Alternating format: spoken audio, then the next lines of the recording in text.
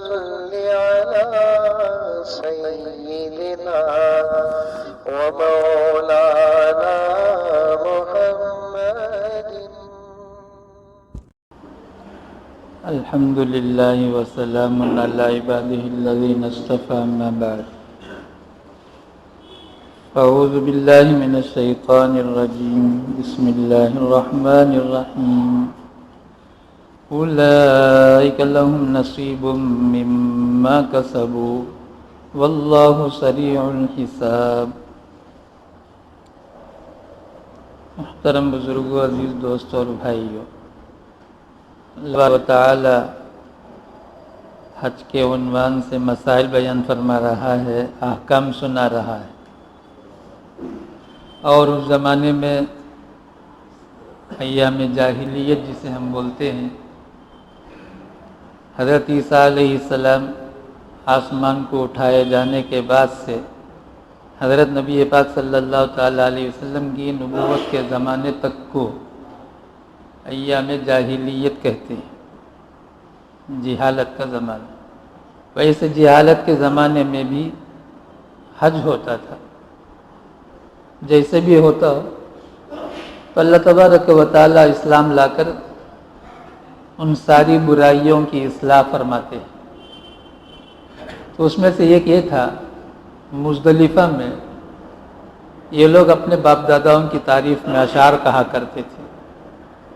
تو اللہ تعالیٰ نے کہا نہیں، اللہ تعالیٰ کا ذکر کرو، کوئی بھی ذکر، سوم کلمہ، استغفار، درود شریف، بہرحال اپنے آپ کو ذکر میں لگاؤ، اتنا لگاؤ جتنا کہ باپ داداؤں کا تذکرہ تم بڑے دلچسپی سے کرتے ہو. حدیث میں تو آیا، پیارے رسول صلی اللہ تعالیٰ علیہ وسلم نے فرمایا، ذکر اتنا کرو لوگ تمہیں منافق کہیں، ریاکار کہیں، دیوانہ کہیں، اتنا کرو. اور اللہ اپنے فضل سے مسلمانوں کی حفاظت فرمائے. جب یہ لوگ سیاسی میدان میں اتر جاتے ہیں، سیاست میں چلے جاتے ہیں، تو سیاسی جو سربراہ ہوتا ہے اس کا نام، اس کی تصویر، اس کا تذکرہ، اٹھتے بیٹھتے چلتے پھرتے جب دیکھو وہی. دو چار احباب کو میں نے دیکھا، ان کے تذکرے کے بغیر ان کی زندگی گزرتی ہی. ایسے ہی عرب میں جہالت تھی. تو اللہ تعالیٰ فرماتے ہیں نا، اب آگے اللہ تعالیٰ نے کہا بعض لوگ وہ مانگنے کی جگہ ہے مزدلفہ کا میدان، تو بعض لوگ تو یہ مانگتے ہیں یا اللہ جو دینا ہو دنیا میں دے دے، اور بعض لوگ یہ مانگتے ہیں نہیں اللہ دنیا بھی میں دے آخرت بھی دے، دونوں میں اچھائیاں دے، بھلائیاں دے. آگے اللہ میں فیصلہ سناتے ہیں، اولئک لہم نصیب مما کسبوا، ہر ایک کے لیے وہی حصہ ہے جو وہ وہاں کیا ہے. وہاں جا کر جو مانگتا ہے وہ اسے وہی ملے گا. دنیا مانگتا ہے دنیا ملے گی، دنیا اور آخرت مانگے گا دونوں ملیں گے. آخرت جب مانگیں گے تو آخرت کے ساتھ دنیا خود بخود آتی ہے. گائے کے بچے کو لے کر چلیں گے تو گائے خود بخود آتی ہے، دودھ بھی مل جائے گی.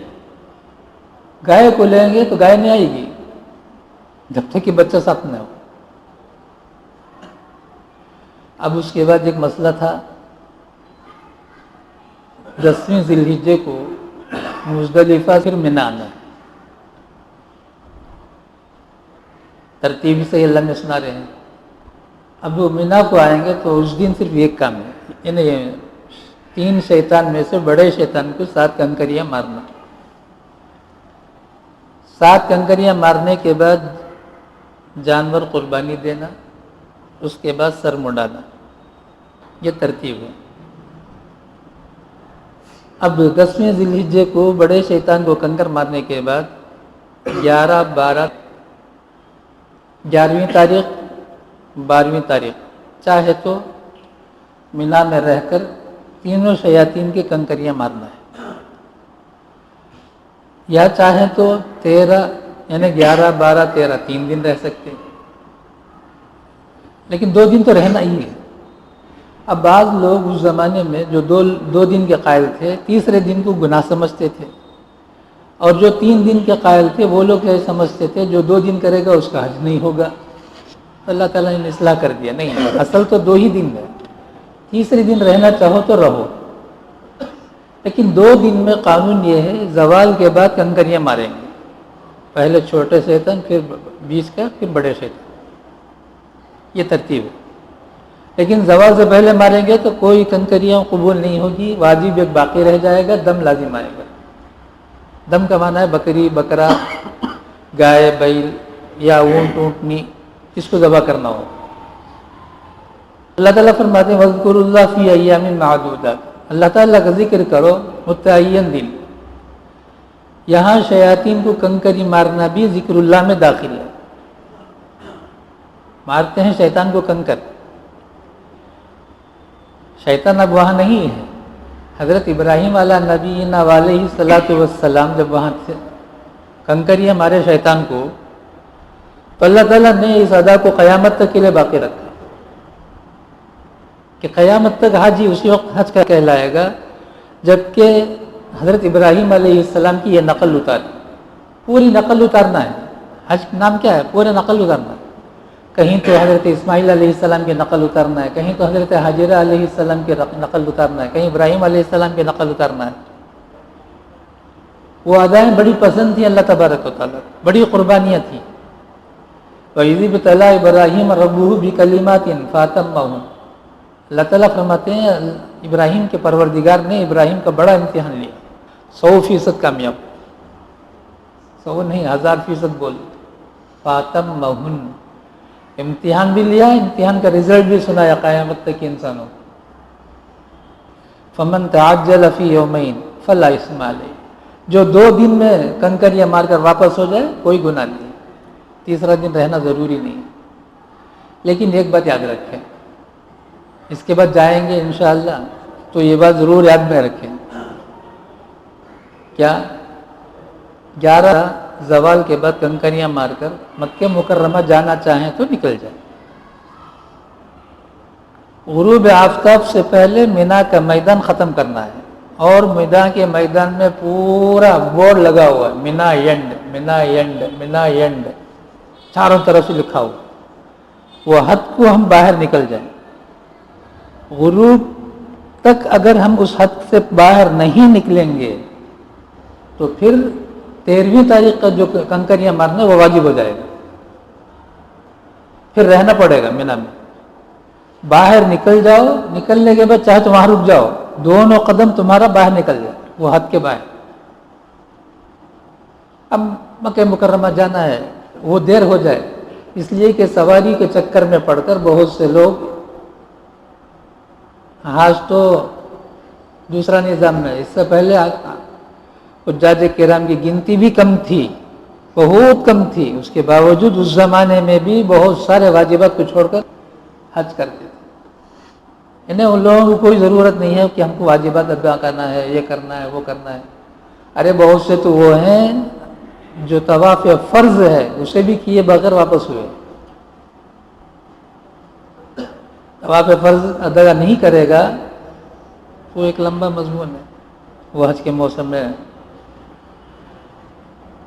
وَمَن تَأَخَّرَ فَلَا إِثْمَ عَلَيْهِ، اگر کوئی 13ویں تاریخ بھی رہ جائے تو رہ جائے، کنکریاں مارے، کوئی گناہ نہیں ہے، یعنی میں کوئی گناہ نہیں. 12 میں کنکریاں مار کر واپس چلا جائے وہ بھی صحیح ہے، رک کر 13ویں میں افضل یہی ہے، افضل یہی ہے کہ 13ویں تاریخ. البتہ شریعت نے اتنی چھوٹ ہمیں دی ہے، 13ویں تاریخ میں فجر کی نماز کے بعد بھی اگر کنکریاں مارنا چاہیں تو مار سکتے ہیں، زوال کی انتظاری کی ضرورت نہیں.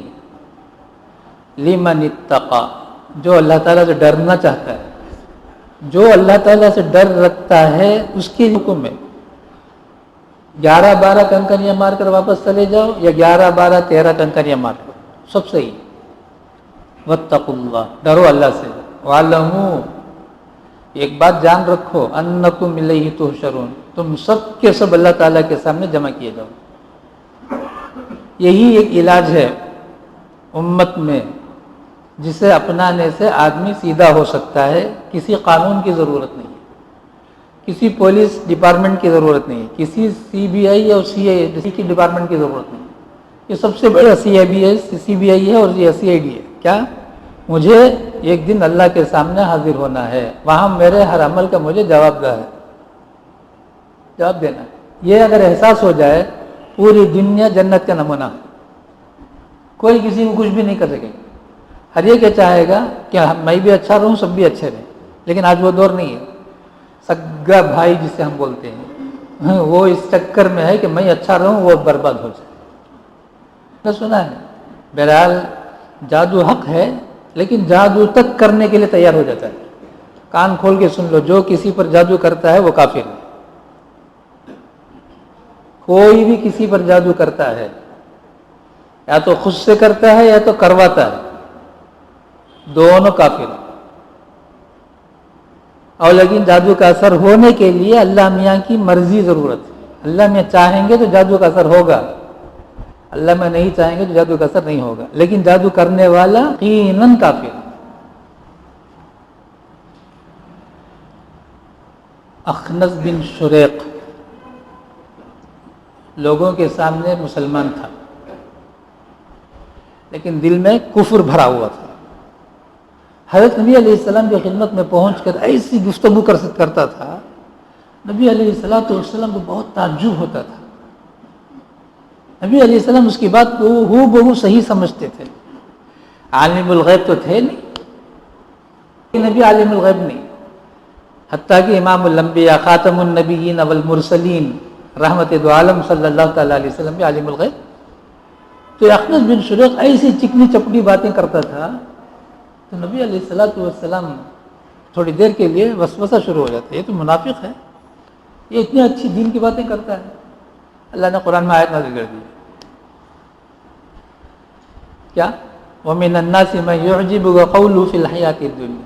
لوگوں میں سے بعض وہ ہیں جو آپ کے سامنے ایسی گفتگو کرتے ہیں کہ آپ کو تعجب میں ڈال دیتے ہیں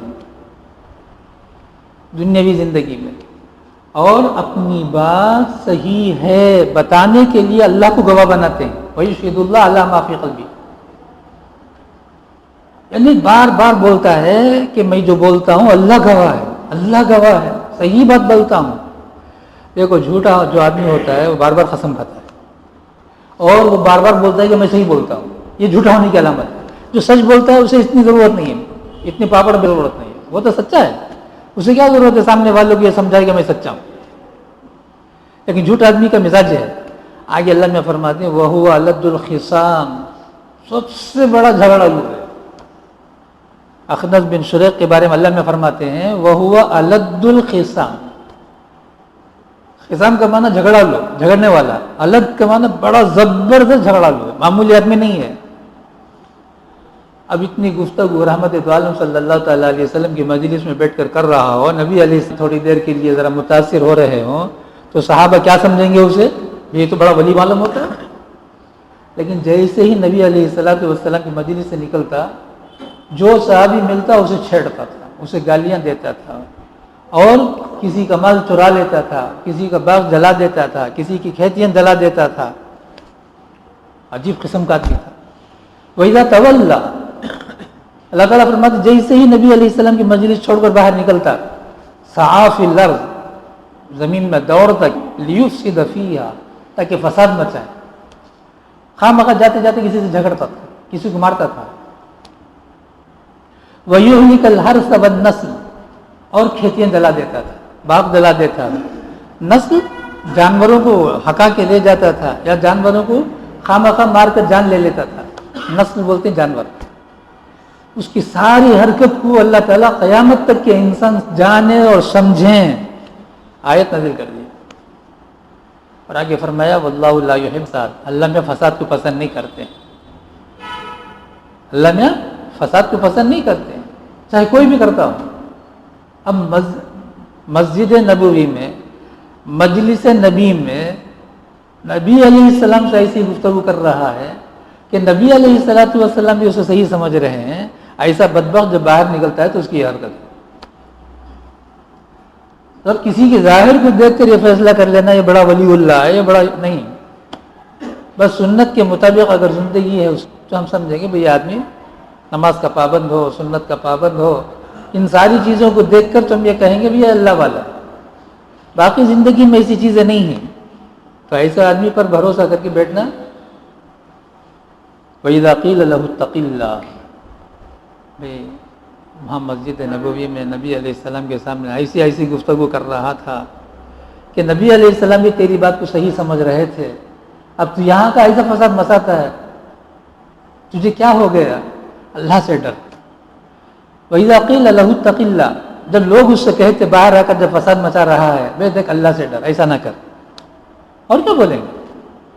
تو کیا بولتا؟ اخذت العزت بالاثم، وہ میں جانتا ہوں کون نہیں،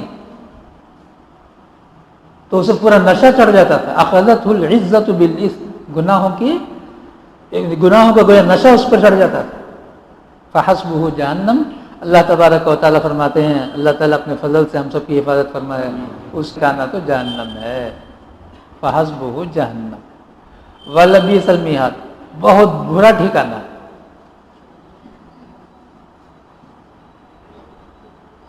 ایک صحابی ہیں،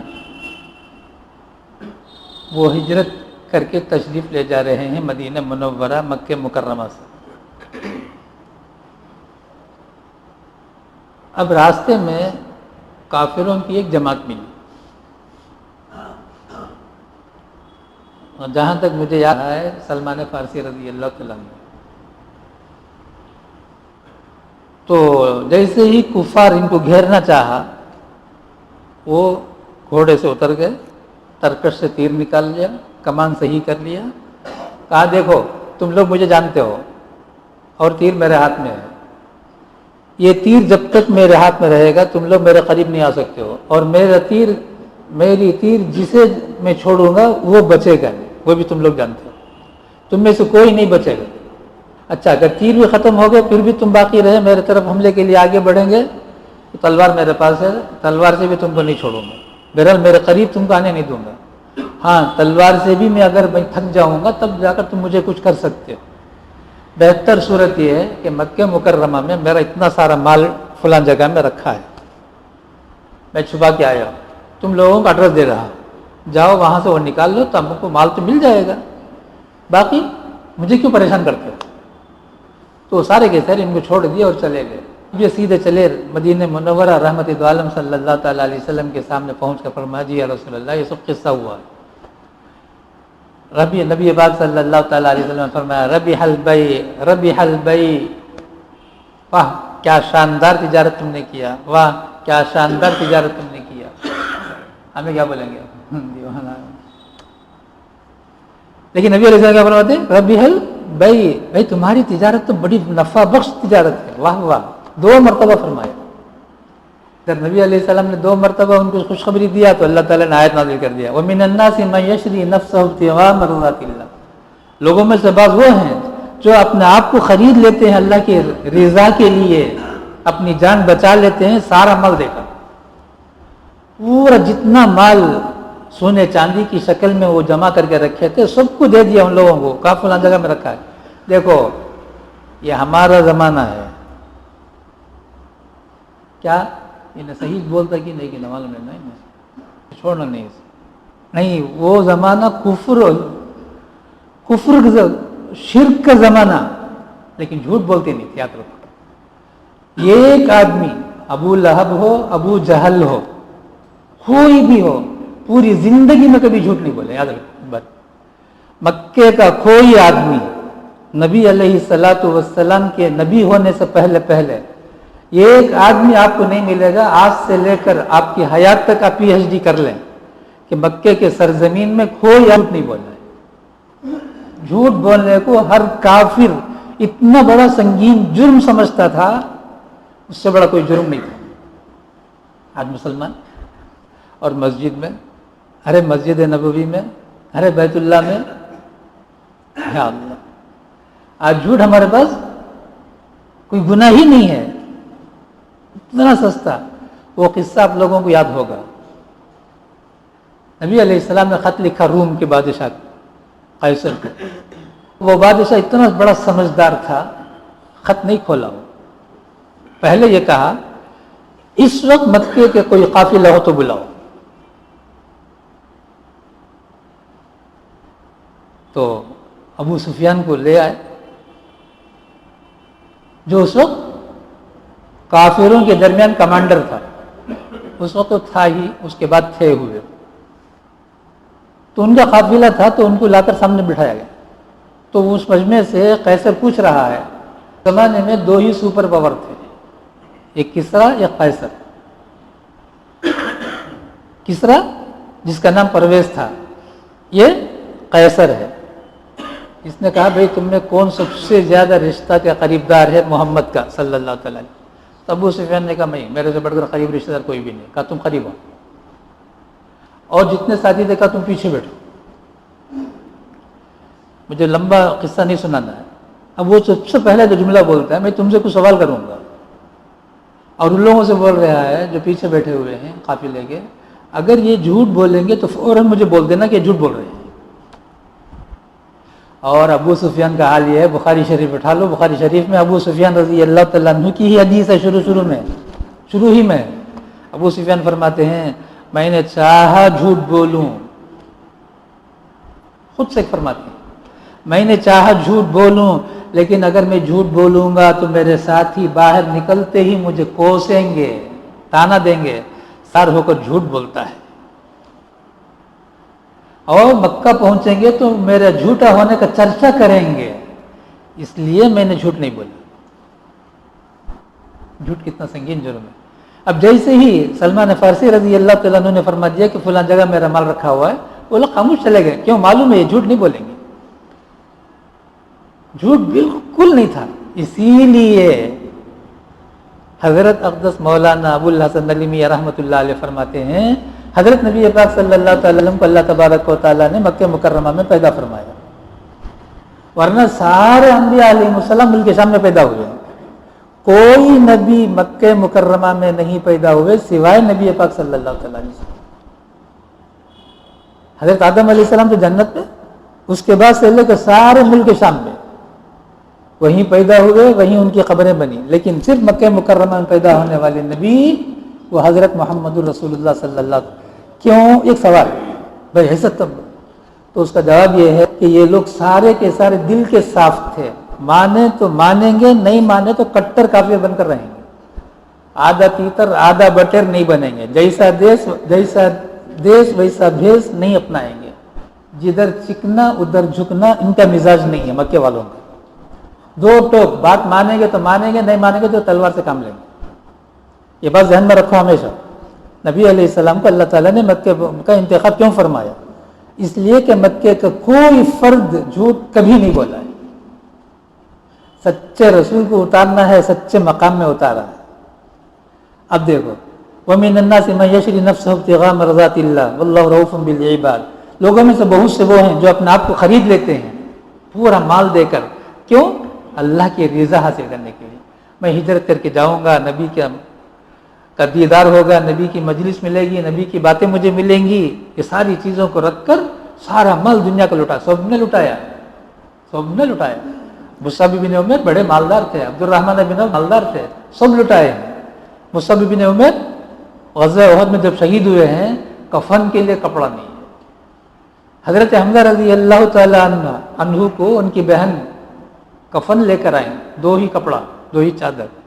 تو آقا نے فرمایا بھائی مصعب بن عمیر تو میرے خاطر اللہ کے راستے میں جان دیا ہے، اسے تو بغیر کفن کے دفن کر دیں، اور میرے چچا حمزہ کو دو کپڑے میں نہیں، یہ نہیں ہوگا، ان کو ایک دے دو، ان کو ایک دے دو. اور اس میں جو بڑا ہے وہ مصعب کو دے دو، اور جو چھوٹا ہے میرے چچا کو دے دو، حمزہ کو. اتنی محبت تھی حضرت حمزہ سے نبی پاک صلی اللہ تعالی علیہ وسلم کو، اس کی مثال ہم دے نہیں سکتے ہیں. اتنی محبت تھی، اس کے باوجود چھوٹی چادر ان کو دے دو. اب سر کی طرف کھینچتے ہیں تو پیر کھلتا ہے، پیر کی طرف کھینچتے ہیں تو سر کھلتا ہے. برداشت. لیکن مصعب کو چھوٹا کپڑا دے کر چچا کو پورا کپڑا. کپڑا کس کا ہے؟ چچا کا ہے، چچا کی بہن کا ہے. حضرت صفیہ رضی اللہ تعالی نے لایا. واللہ رؤوف بالعباد. اللہ تبارک و تعالی بندوں پر بڑا مہربان ہے. حضرت عبداللہ بن سلام رضی اللہ تعالیٰ عنہ تورات کے بہت بڑے عالم تھے، تورات کے بہت بڑے عالم تھے۔ تو تورات میں لکھا ہے کہ نبی پاک صلی اللہ تعالیٰ علیہ وسلم فلاں دنوں میں مدینہ منورہ تشریف لانے والے ہجرت کر گئے، سب کو معلوم ہے جتنے یہودی زمانے میں تھے۔ تو وہ استقبال کے لیے مدینہ منورہ آ گئے۔ اب پیٹ کا مسئلہ ہے، پیٹ کا مسئلہ کیا کریں؟ تو انہوں نے ایک یہودی کے باغ میں مزدوری کام لے لیا، وہ کام جو لیتا تھا وہ کام کرتے تھے عبداللہ بن سلام۔ پانی ڈالو پانی ڈالتے تھے، پھل توڑو پھل توڑتے تھے، جو کام بولتا تھا وہ کام کرتے تھے۔ درخت پر ہیں، حضرت عبداللہ بن سلام فرماتے ہیں، تو 2-4 آدمی جا رہے ہیں اور وہ کہتے جا رہے ہیں بھئی دیکھو آخری زمانے میں ایک نبی محمد نام کے وہ مکہ مکرمہ سے ہجرت فرما کر مدینہ منورہ تشریف لا چکے ہیں، اور ان سے لوگ دین سیکھ رہے ہیں، اسلام سیکھ رہے ہیں۔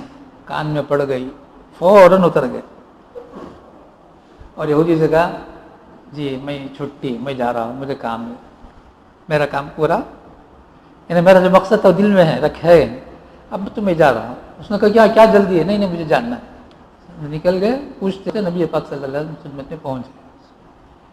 حضرت عبداللہ بن سلام فرماتے ہیں جیسے ہی پہنچا نبی علیہ السلام اس وقت صحابی کو جو نصیحت فرما رہے ہیں، فرماتے ہیں دیکھو بھوکوں کو کھانا کھلاؤ اور سلام کرو، چاہے تم کسی کو جانتے ہو چاہے تم کسی کو نہیں جانتے ہو، مسلمان ہے تو سلام پھیلاؤ۔ حضرت عبداللہ بن سلام فرماتے ہیں سب سے پہلے نبی کی زبان سے جو جملہ سنا میں نے یہی سنا۔ یہ حدیث آپ کو جو ملے گی وہ عبداللہ بن سلام رضی اللہ تعالیٰ عنہ کے روایت سے ملے گی۔ تو بہت ساری چیزیں تھیں، تو یہودیوں میں یعنی بنی اسرائیل میں تورات میں بعض چیزیں ممنوع تھی، اسلام میں اسے کرنا ضروری نہیں۔ مثال کے طور پر اونٹ کی چربی، یہ بنی اسرائیل میں ممنوع تھا کھانا، اور اونٹنی کا دودھ، اب اونٹنی کا دودھ حلال ہے، ہم سب پیتے ہیں، کہاں نصیب ہے ہمیں؟ اب اونٹنی کا دودھ ان لوگوں نے اپنے اوپر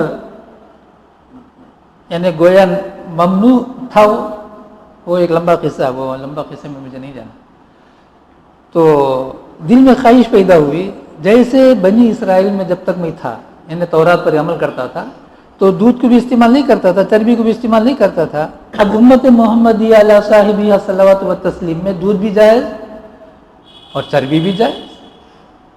تو نبی علیہ السلام سے پوچھ رہے ہیں جی یا رسول اللہ، میں یہ خواہش یہ ہے کہ جیسے بنی اسرائیل میں اللہ تعالیٰ نے جو چربی اور دودھ اونٹنی کا اس کو ممنوع قرار دیا تھا، میں اس سے پرہیز کر لوں تاکہ اس پر بھی عمل ہو جائے، اور پینا تو ضروری نہیں ہے، استعمال کرنا کوئی ضروری نہیں ہے، تو میں اس پر بھی عمل کر لوں گا۔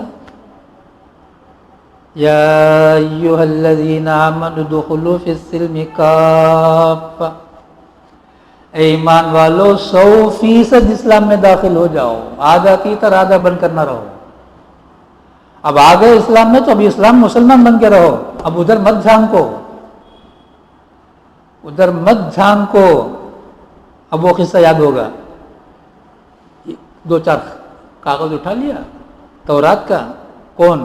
عمر فاروق رضی اللہ تعالیٰ عنہ بڑے خوشی خوشی مجلس نبوی میں پہنچے۔ پہنچنے کے بعد جی رسول اللہ یہ تورات کے کاغذات ہیں، اور پڑھنا شروع کر دیا۔ پڑھے لکھے تو بتا دیے 18 تھے پورے، اس میں سے ایک حضرت عمر تھے۔ پڑھنا شروع کیا تو رحمت دو عالم صلی اللہ تعالیٰ علیہ وسلم کا چہرے انور سرخ ہو گئے، غصہ آ گیا۔ بعض ابو بکر صدیق بیٹھے ہوئے تھے، کوہنی مارا، وہ مست تھے پڑھنے میں، وہ کہ میں جو تورات مل گیا پڑھ کے نبی کو سنا رہا ہوں میں۔ پھر دوسری مرتبہ زور سے ٹھوکا مارا، اب ان کو ذرا غصہ بھی آیا، پھر بھی سر اٹھایا تو دیکھا، وہاں دیکھو ذرا، یعنی نبی کی طرف دیکھو، اشارے سے بتا رہے، دیکھا تو چہرے انور سرخ ہو رہا ہے۔ رضیت باللہ ربا وبالاسلام دینا وبمحمد صلی اللہ تعالی علیہ وسلم نبی و رسولا، رضیت باللہ ربا وبالاسلام دینا وبمحمد صلی اللہ تعالی علیہ وسلم نبی و رسولا، رضیت باللہ ربا وبالاسلام دینا وبمحمد صلی اللہ تعالی علیہ وسلم نبی و رسولا۔ اور تورات رکھ دیا۔ خاموش بیٹھ گئے.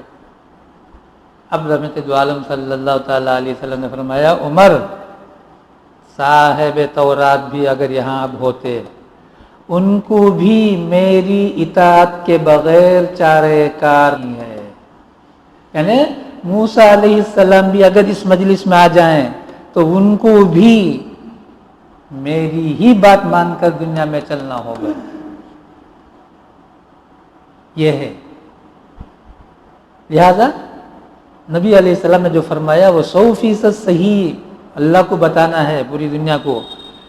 قیامت کے قریب عیسیٰ علیہ السلام آئیں گے, 100% نبی علیہ السلام کی سنت ہی کو زندہ کریں گے, بھول کر بھی وہ انجیل کا چار نہیں کریں گے.